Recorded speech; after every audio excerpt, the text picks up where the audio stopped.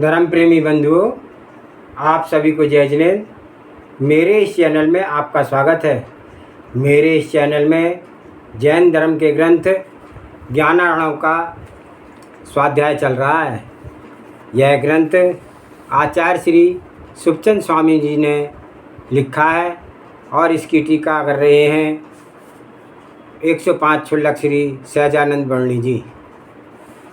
ग्रंथ को आरंभ करने से पूर्व मंगलाचरण करते हैं। ओंकारं बिंदु संयुक्तं नित्यं ध्यायन्ति योगिनः कामदं मोक्षदं चैव ओंकाराय नमो नमः। अविरल शब्द गणउगा प्रक्षालति सकल भूतल मल कलंका मुनि विरूपार्षि तीर्था सरस्वती हरतु नो दुर्तान् अज्ञान तिमिर अंधानां ज्ञान अंजन शलाकया चक्षुषि उन्मीलितमेन तस्मै श्री गुरुवे नमः।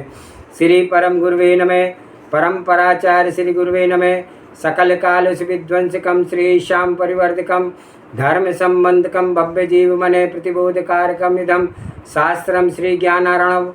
एतन मूल ग्रंथ कर्तारा श्री सर्वज्ञ देवा तदुत्तर ग्रंथ कर्तारा श्री गणधर देवा प्रति गणधर देवा तेषां वचनाषाढ़मासादे आचार्य श्री सुखचंद स्वामी जी विरचितम। टीकाकार पंडित टीकाकार 105 क्षुल्लक श्री सहजानंद वर्णी जी। मंगलम भगवान वीरो मंगलम गौतमो गणी मंगलम कुंद कुंदाद्योति जैन धर्मोस्तु मंगलम।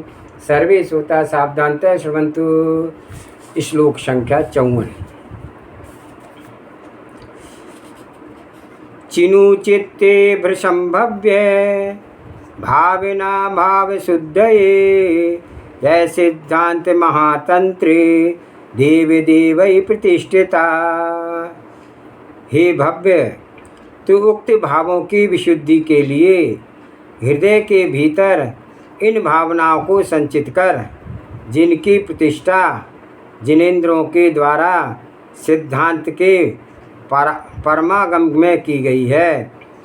तात्पर्य यह है कि आत्म परिणामों को विशुद्ध कर रखने के लिए निरंतर जिनेंद्र के द्वारा उपदिष्ट 12 भावनाओं का विचार करना चाहिए। भाव विशुद्धि के लिए भावना का उपदेश। शुद्ध भावों के लिए क्या क्या उपाय करना चाहिए, इसका वर्णन इस श्लोक में किया गया है कि हे भव्य, तू अपने भावों की विशुद्धि के लिए अपने चित्त में 12 भावनाओं का चिंतन कर, जिन्हें देवादिदेव तीर्थंकर भगवान ने सिद्धांत महातंत्र में प्रतिष्ठित किया है।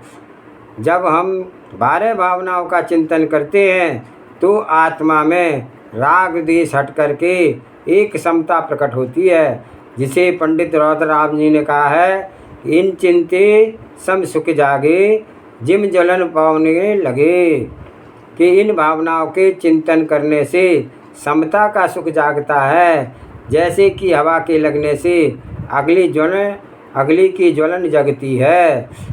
संतोष इन 12 भावनाओं के फल में अवश्य मिलता है। विपरीत भावनाओं में शांति का अभाव। देखिए, जब हम अचिंत्य पदार्थों का नित्य मान रहे हैं तो इनमें अनेक आकुलताएं होती हैं। इस अनित्य को अनित्य समझा जाए तो हमारी आकुलता में अंतर पड़ जाता है। जो समागम मिला है वह बार बार परिजन समूह, इन सब के भीतर में मोहियों की यह श्रद्धा बसी है कि यह मेरे हैं, नष्ट ना हो। भले ही प्रकरणवश इस प्रसंग में वह ऐसा कह दे कि सब अस्थिर है, इसका वियोग होगा, लेकिन चित्त में ऐसे भीतर कोई गांठ पड़ी हुई है कि वहाँ इस बात नहीं समा पाती कि जो कुछ इसमें मिला है यह भी नष्ट होगा। जैसे मरघट में किसी को जलाने जाते हैं तो वहाँ पर बहुत कुछ खबर आती है कि इस तरह हमें भी मरना है। बहुत यह बात मन में बिंदित कर देती होती है, पर और भीतर जरा भी नहीं विध पाती है। तो ये भावनाएं तो मरघट में आ ही जाती आती ही है। जहाँ वहाँ से चलकर किसी तालाब में स्नान किया कि उन सारी भावनाओं को पानी के साथ धो देते हैं। मिथ्यात्व की गांठ। यह मोही जीव कभी धर्म की सेखी भी दिखाता है कि संसार असार है, वह भी केवल इस एक बीच में पर्दे की बात है। यह भी यथार्थतया श्रद्धा में बसी हुई नहीं है। जब दूसरे का वियोग देख करके मरण देख करके चित्त में यह कठोर लग जाती है कि कहीं मेरा ऐसा ना हो जाए, तो हम दुख के मारे इस संसार को असार कहा करते हैं। सचमुच संसार असार है, ऐसा स्वरूप की दृष्टि में लेकर के नहीं कहा, किंतु अपने आप में को एक वेदना हुई, ठोकर लगी, शंका हुई, भय बन गया। इसके कारण मुख से कह दिया कि यह सारा संसार असार है। तो कितनी मोह की गांठ पड़ी हुई है कि वह गांठ क्या है?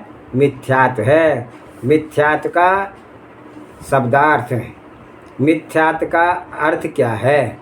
मिथ धातु से बना मिथ्यात्व, मोह का नाम मिथ्यात्व है।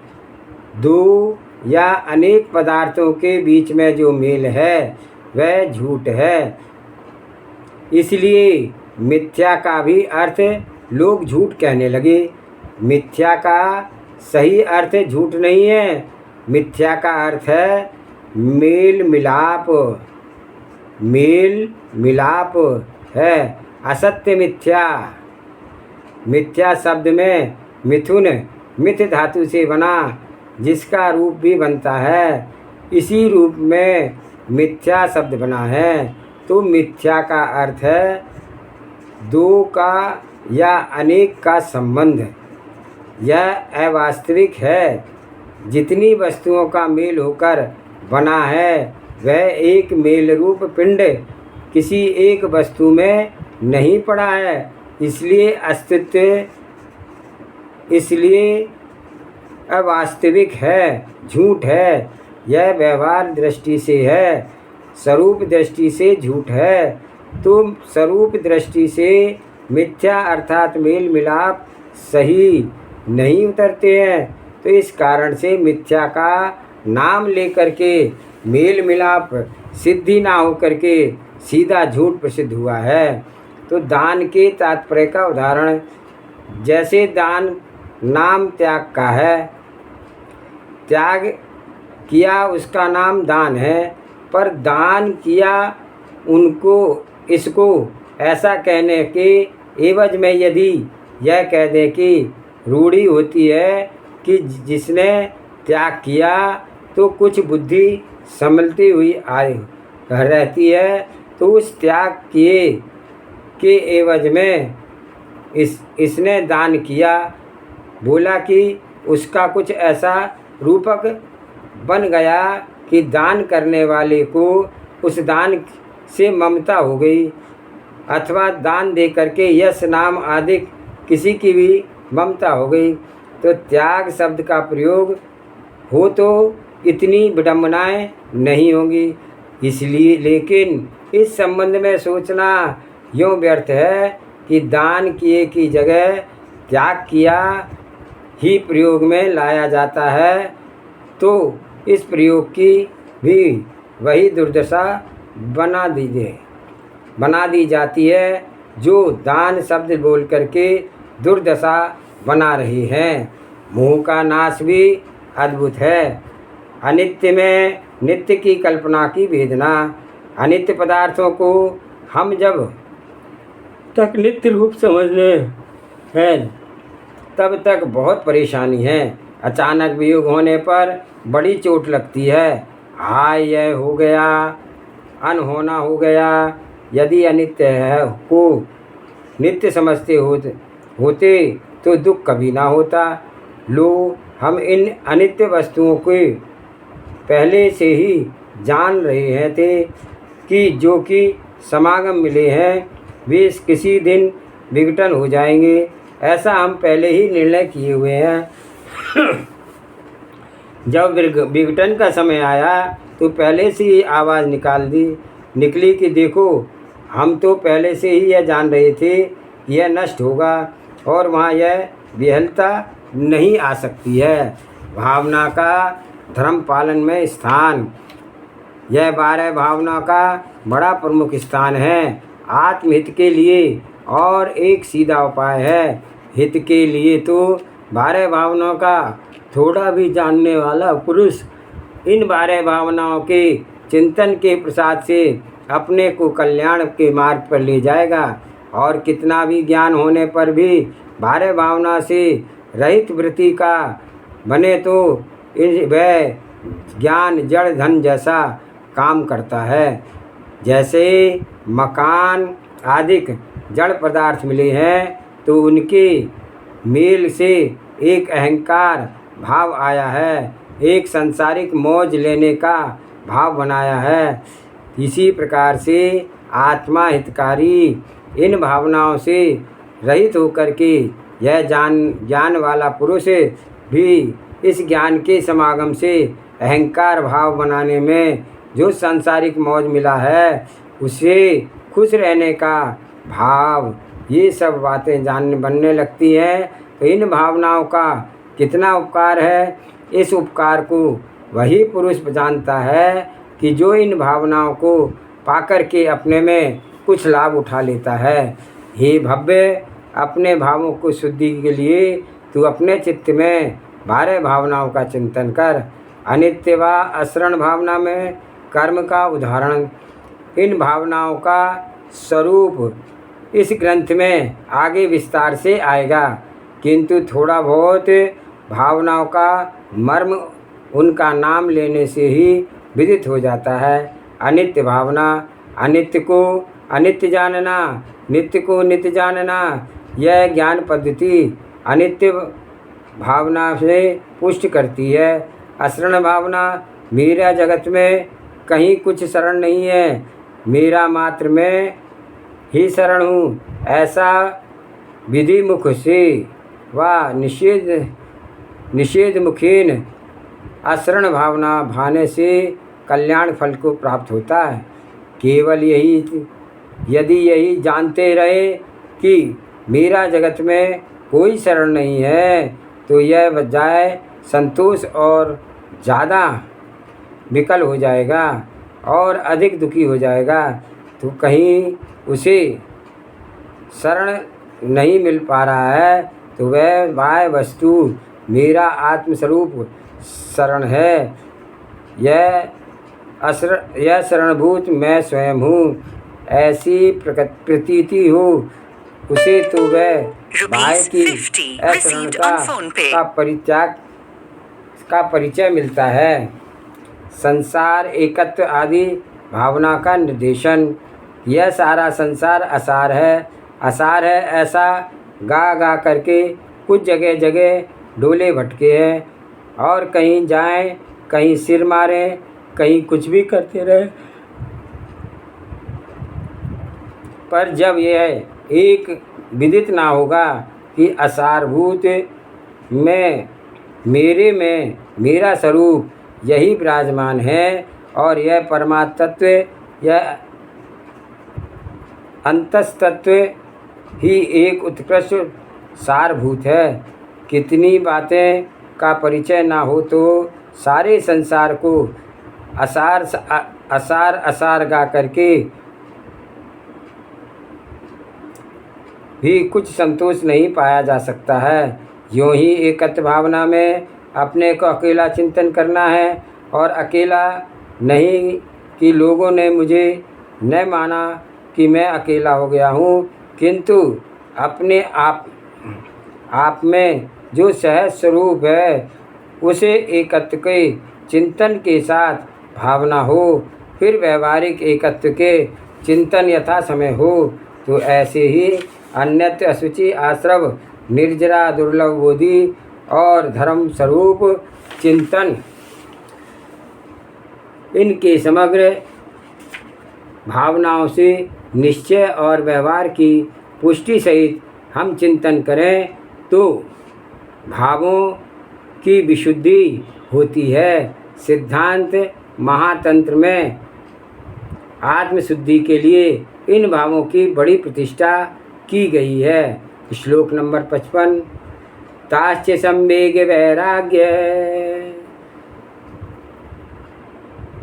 न प्रश्नम सिद्ध्यते सिद्धये आलानीता मनस्तंभे मुनिर्भिर मोक्ष विभिक्षु भी। कर्म बंध से छुटकारा पाने की इच्छा रखने वाले मुनिजनों ने संवेग वैराग संयम और कषाय को शांति की सिद्ध करने के लिए उक्त 12 भावनाओं का अपने मन में मन रूपी खंबे में बांध दिया है। मुमुक्षुओं का भावनाओं का आदर। मोक्षाभिलाषी साधु संतों ने अनित्य आदि 12 भावनाओं को संवेग वैराग और यम के प्रशम की सिद्धि के लिए अपने मन रूपी खंबे में बांधा है, अर्थात मन में उन्हें ठहराया है। धर्म से अनुराग रखने वाले को, संसार कैसे भय करने वाले को संवेग कहते हैं। संसार शरीर व भोगों से विरक्त होने पर होने को वैराग कहते हैं। यावत जीवन अहिंसा आदि महाव्रतों का धारण करने को यम कहते हैं और कषायों से दूर करने को प्रशम कहते हैं। इन गुणों की सिद्धि के लिए साधु संतजन अनित्य आदि 12 भावनाओं को भाते हैं। श्लोक नंबर 56।